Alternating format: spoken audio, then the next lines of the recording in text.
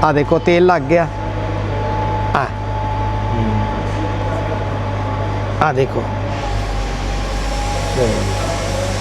ये zero clearance आ zero clearance नहीं आ 100 clearance है। सही आधा 1000 सही इन्नी की चल जाएगी एनी बिल्कुल सही चलेगी। आ देखो तेल लग के इंज चलता इंशाल्लाह रवां भी होएगा।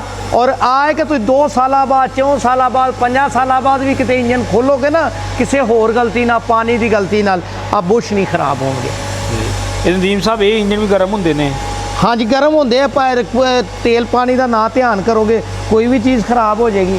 और एक बंदे का अज टैलीफोन आया तो वह कहता नदीम साहब इंजन कराना टाइम दो। मैं क्या यार की टाइम दईए अगे ही काम लैना लगिए। कहते असी तुहाडे कोलों ना एक इंजन माशाल्लाह कराया सी अज ही सुबह कॉल आई कहते माशाल्लाह तुहाडे कोल एक इंजन कराया सी 2001 के 2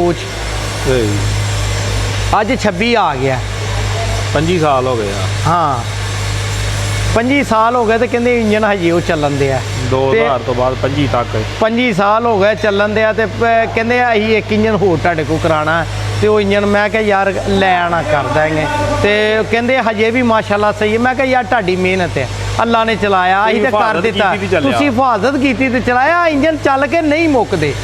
आ जेडे मर्सिडीज के इंजन है ना या वड्डे फीएट के इंजन है चल के नहीं मुकते। चलना किन्ना होंदा है साल दे विच 1 महीना चलना होंदा सारा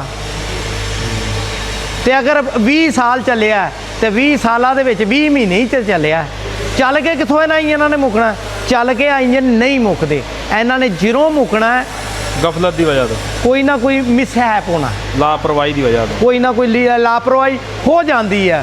बेल्ट टुट गया पानी वग गया होस पैप लीक हो गया पैप पाट गया घट्टा खिंच गया बस यो ही मामला होंदा।